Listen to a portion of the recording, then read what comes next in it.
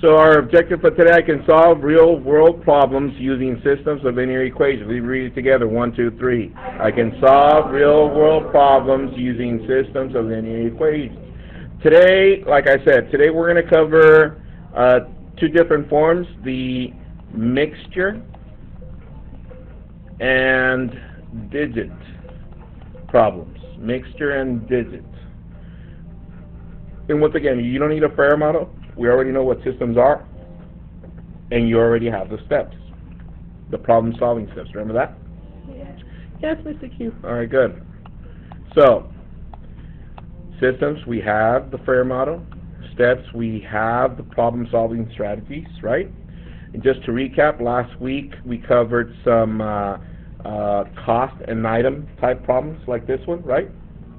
Yes, Mr. Q. And then this one, the one when Raj went to buy flowers, remember that? And then this one, the rate problem involving planes and jets in regards to the tailwind and so on and so forth. From there, we did some kayaking and canoes and stuff, right? Same thing, rate. Copy this one, example number 6. It says, a chemist mixes a 20% saline solution and a 40% saline solution to get 60 milliliters of a 25% saline solution. How many milliliters of each saline solution would the chemist use in the mixture? Copy that, please. 20 seconds. No? Okay, 1 minute. Okay, we're tied at 6. All right, here we go. So with that said, what is the first thing you notice in this problem throughout the entire problem? It's percent. Percent. So box all the percents. The 20, the 40, 25. Okay, I did that with red. I'm going to go back with blue this time. So let's see. Chemist mixes. What does he mix? Saline solution. Saline solution. Saline solution. And I see the 60 milliliters. Okay. There's different uses for this, but one of them could be the those that they use at the hospital for the IV saline. So here we go. So with that said, let's get our table going. 1, 2, 3, 2 across. And this is similar to the one we did on item and cost. Similar. And once you see the setup, you'll be like, oh, I see. So first things first. Let's label this column first, mix. The second one, second, mix. Right here, total, mix.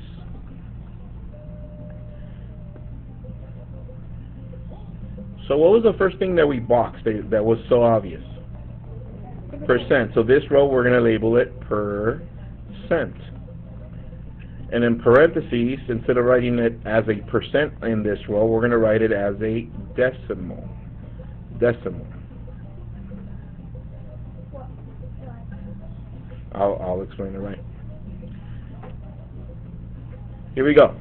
So, what was the first percent for the first mixture? Let's see. A chemist mixes, here goes the first mixture, 20% of saline solution. So the first mix was how much percent? 20%. And what is that in decimal form? 0.20. However, do we know how much, how many milliliters this came from? Does it say? Let's see. A chemist mixes 20% saline solution. Does it say the milliliters? No. So therefore, what can we label this one? X. Okay. Second mixture. What was the second mixture? And a 40%. So the second mixture is 40%. So that one in decimal form is 0.40. And does it say the amount of milliliters? 40% saline solution. Let's see. Let me read it again. A chemist mixes 20% saline solution and a 40% saline solution. Does it say the milliliters? No. So therefore, what can we label this one? Y. Because it's a second mixture. Okay. 20% and 40%. All right. What is the total percentage at the end? 25. So we're going to label this one 25%. And what can we write that as a decimal? 0.25. However, do we know where the 25 came from? How many milliliters? Yeah, this one does say it. To get 60 milliliters of 25%. So in order to show that it came from that, we put it in parentheses. 60. Now, to clarify, what happens when we have a number and a variable next to each other? What operation is that? Multiplication. That's why we put this in parentheses. Does that make sense? Let's multiply these two. Multiply that and see what you get, please. The 0.25 and 60. All right, what you get for 0.25 times 60? 15. Very good. All right. Wait, I think I messed up. Wait, didn't you get 16? I did too. You got 16? All right, let's see. 60 times 0.25. Okay. 5 times 0 is 0. 5 times 6 is 30. 2 times 0 is 0. 2 times 6 is 12. 0, 0, 15, 1, 2 decimal places. There we go. All right. There we go. All right, here we go. My bad. So the first one was percentage, right? So what do you think the second one would be? What is the other measure that they give us? Milliliters, and what are they talking about in regards to milliliters? Saline solution, what is that? The items, or the item / saline solution. And we're going to write that in ml, or milliliters. Yeah? Be nice. Wow. So, did we know how many milliliters for the first mixture? No, so we label it X. Did we know how many milliliters for the second? No, so that one is Y. Did we know how many total milliliters? Yes, that one is what? 60. All right. So now, at that point, we can write our equations. Let's see. What would be our first equation, Alyssa?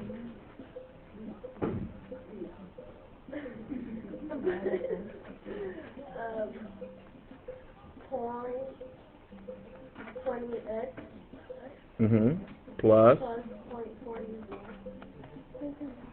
equals 15. Thank you. And our second equation, Alyssa?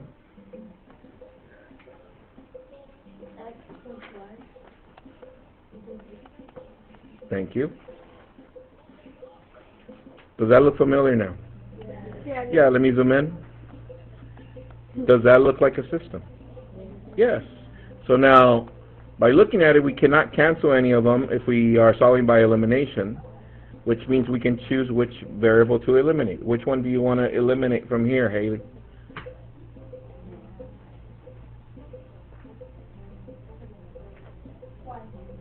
You said Y? Okay. So to eliminate Y, what do we need to do?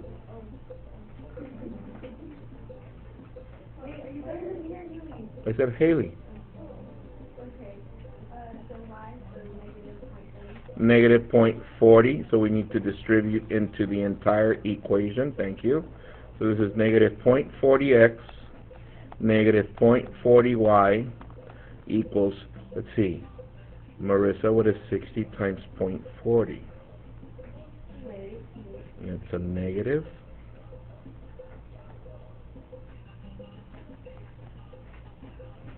Negative 2.5.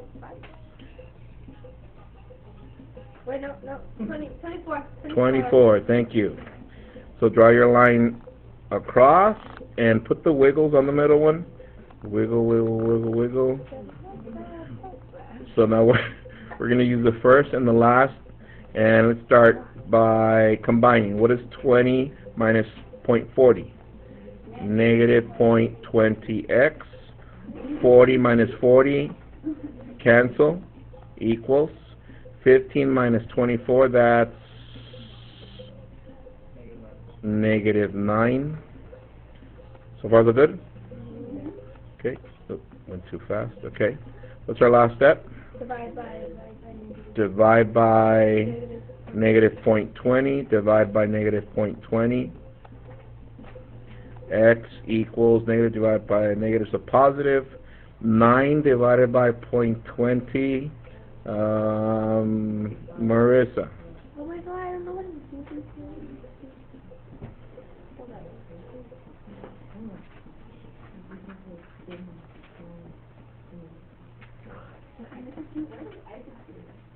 I think he's at home right now. Over there.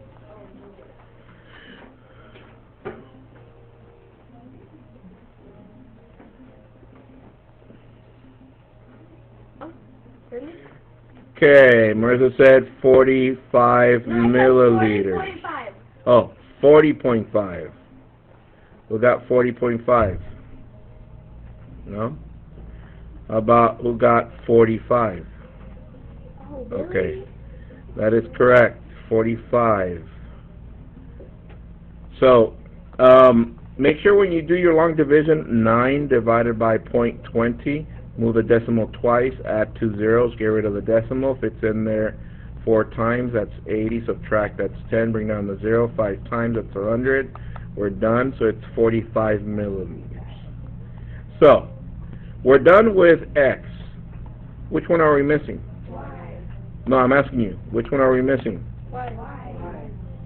Because we need to, oh, variable Y, okay.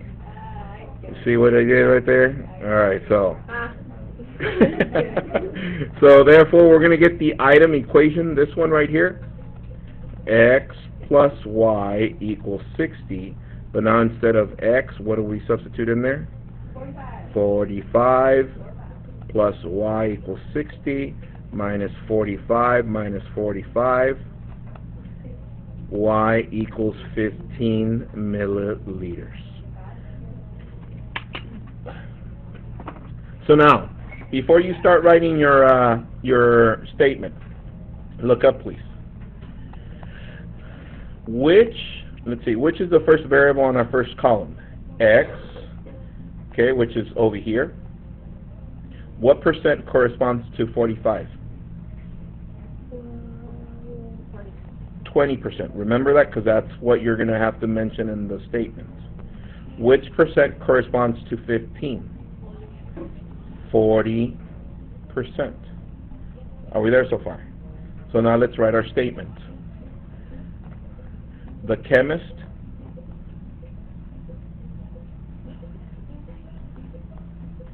mixes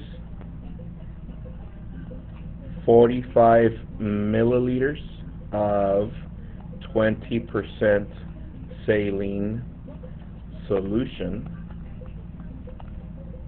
and man, I got tired from writing. And thank you. 15 milliliters of what? 40% saline solution. 10Q. Piece of cake, right? Notice that just the setup is what's like taking us time, right? But overall, but after that, we should know exactly what to do. Okay? So let me go recap the steps. Here he goes. Did we read the problem twice? Yes. Did we underline and box key information? Yes. Did we build a table with variables? Yes. Did we write our equations? Yes. Did we solve? Yes. And did we write a statement? Yes. Now key here for the mixture problems. What doesn't change? First mix, second mix, total mix, percent, and item. That never changes. What will change is the solution type. Maybe another problem will say, Mr. Q mixes 20% of orange juice with 40% of organic orange juice to make 2 gallons of whatever orange juice. Does that make sense? So, well, yeah, because I can make orange juice at home, which is just like straight from the orange. You can bring me orange juice from the store that they add vitamins and they add chemicals, and it becomes a different orange juice. Does that make sense? Yeah. Okay, so make sure you pay attention to that. But other than that, everything seems straightforward. Is that correct? Yeah. All right, so let's go to the next one. So that was a mixture problem. Copy this one, example 8. It says, the sum of the digits of a 2-digit number is 10. When the digits are reversed, the new number is 54 more than the original number. What is the original number? Again, the sum of the digits of the 2-digit number is 10. When the digits are reversed, the new number is 54 more than the original number. What is the original number? Copy. What? Some of you turned to look at me like, that sounded like a tongue twister. Copy that, please. All right, here we go. So let's box the important words. The first word that comes to my attention, 2-digit, is 10. But what do we do with those 2 digits? What's the key word here? Sum. What does that mean? Add. Okay. So that's the first part. I'm going to switch colors now with blue. When the digits are reversed, okay, digits reversed, okay, the new number is 54 more than the original number. Okay? So, with that said, 3 lines down, 1, 2, 3, 2 across, 1, 2.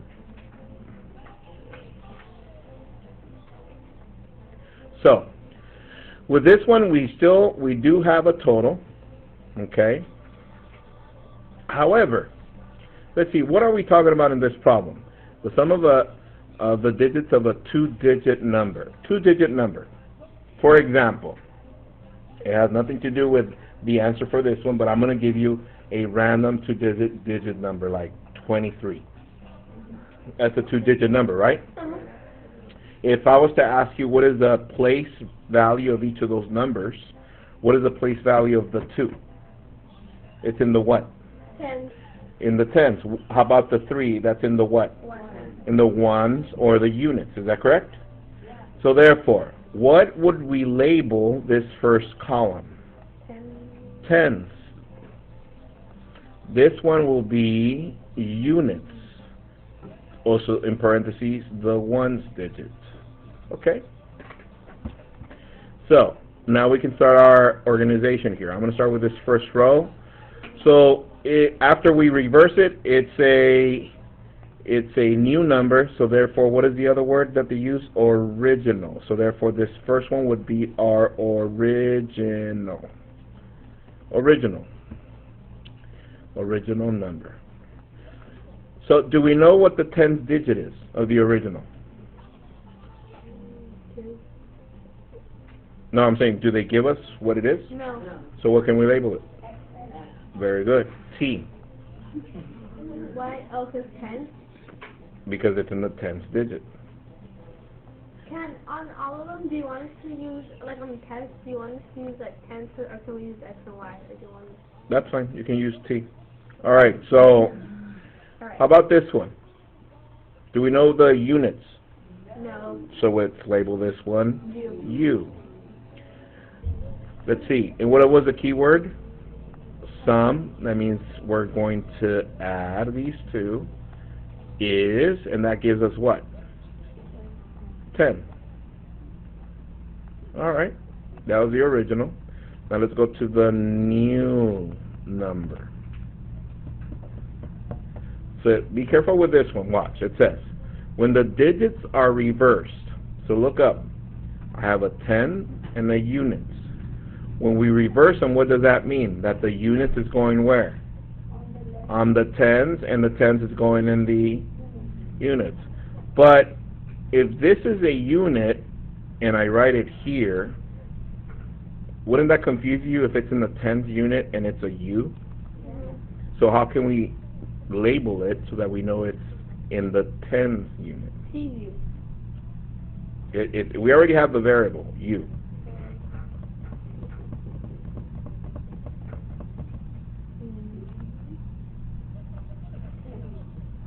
10U. Because it's 10 ones to make a 10, is that correct? So therefore, if we bring this one over here, we just label it T, and if it's in the units, we know that there's how many of them? One of how many? 10. Okay. Again, the sum equal, and this is where it gets interesting. Watch. It says, the new number is 54 more. How do we write 54 more? Like this, plus 54. Okay, 54 more than the original. What was the original? T plus U. However, to write it in the same terms as this one, what does the first digit have? A 10, doesn't it? So this one, how would we write it? This 10 T plus U plus 54. Copy that.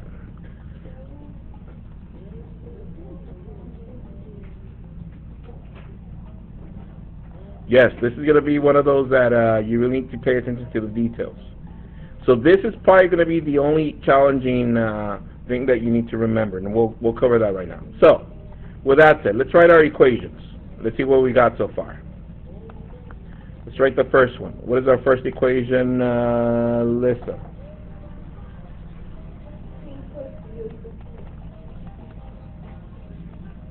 Okay. T plus U equals 10. And our second equation, Alyssa? 10U plus T equals 10T plus U equals 4. Okay. So,